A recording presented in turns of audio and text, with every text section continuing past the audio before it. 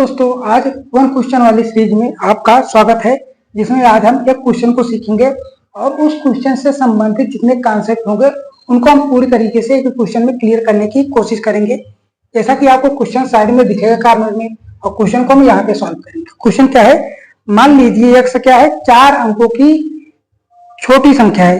X जो है 4 अंकों की, एक्स हमारे पास संख्या क्या है, 4 डिजिट की, 1 2 3 और 4, 4 अंकों की छोटी संख्या है, जिसे 18 27 लिखते हैं। 18 27 30 40 और 45 से भाग देने पर प्रत्येक स्थिति में कितना 9 जो है रिमाइंडर बचता है।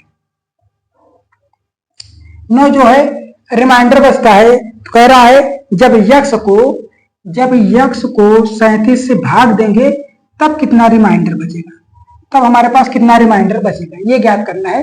जैसे क्वेश्चन क्या दिया है, यक्स एक 4 अंकों की छोटी संख्या है, जिसे 18 27 30 40 और 45 से विभाजित करने पर प्रत्येक स्थिति में 9 शेष बचता है। यदि यक्स को 37 से भाग दें तब कितना रिमाइंडर बचेगा, ये चीजें हमें ज्ञात करनी है रिमाइंडर वाला क्वेश्चन में। रिमाइंडर वाले क्वेश्चन में तो हम सबसे पहले क्या करने हैं, अगर हम इसका और इसका एलसीएम निकाल लें, इसका और इसका एलसीएम निकाल लें, तो जो संख्या आएगी वह क्या हो जाएगी, वह इन सभी से कटेगी। वह संख्या जो है इन सभी से कट जाएगी।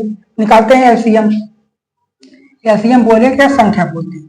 एलसीएम बोले हैं 4 अंकों की संख्या, 4 डिजिट नंबर। तो एलसीएम निकालते हैं किसका, 18 27 30 40 और 45। यहाँ तक कोई दिक्कत है नहीं होनी चाहिए। तो सबसे पहले छोटी संख्या का लें, 2 से काटते हैं तो कितना आएगा, 2 9 18, ये 27 कटेगा नहीं, 30 का कर लेते हैं, 15 कर लेते हैं और ये 20 कर लेते हैं। ये 45 को ऐसे ही छोड़ देंगे, 45 क्योंकि 2 से कटेगा नहीं, और क्या 2 से कटेगा, 2 से और कटेगा।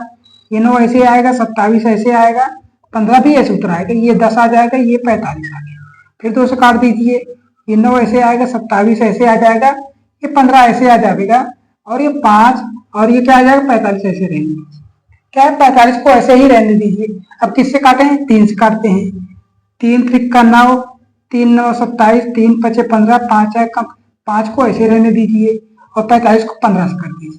फिर 3 से काटिए, 1 3 5 5 और 5, फिर 3 से कर दीजिए, 1 1 5 5 और 5। अब किससे कटेगा, 5 से कटेगा।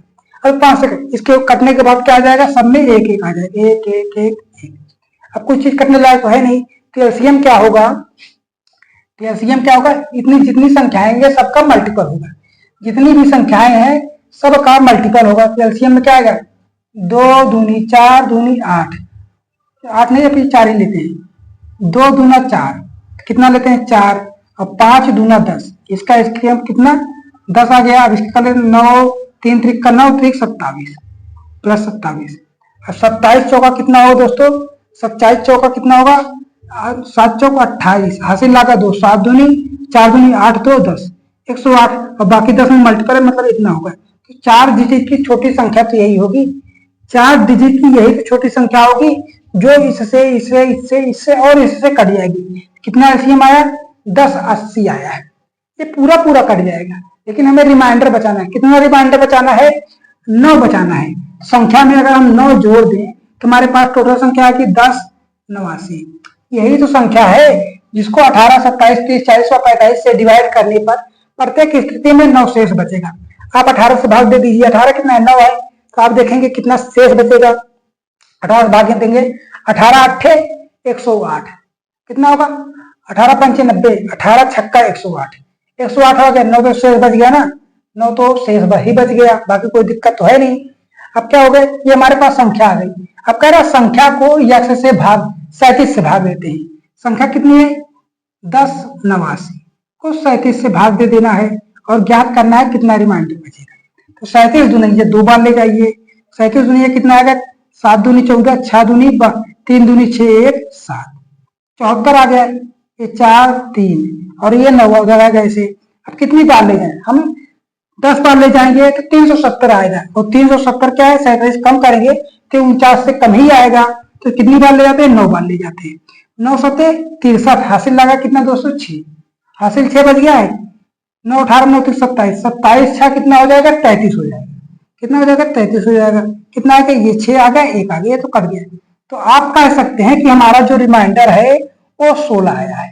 ये जो 16 है यही हमारा क्या हो जाएगा, आंसर हो जाएगा। अब ऑप्शन में देखिए आपका मिल रहा है, ऑप्शन में आपका ए वाला जो है बिल्कुल सही है। ऑप्शन नंबर ए बिल्कुल सही है।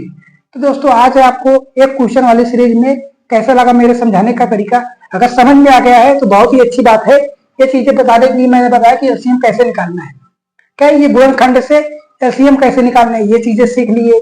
और क्या रिमाइंडर थ्योरम से अगर क्वेश्चन बनता है तो उसमें से हम ये भी सीख लिए हैं। बाकी जो आंसर आया है वो तो ठीक है ही। मिलेंगे अगली वीडियो में, ऐसी शानदार चीजें लाएंगे जो आपकी परीक्षाओं में काफी हेल्प करे। छोटे छोटे टॉपिक होंगे, छोटे छोटे क्वेश्चन होंगे जो आप लेकिन हेल्पफुल बहुत ही ज्यादा होंगे। मिलेंगे अगली वीडियो में, तब तक बन रही है हमारे साथ। जय हिंद, जय भारत।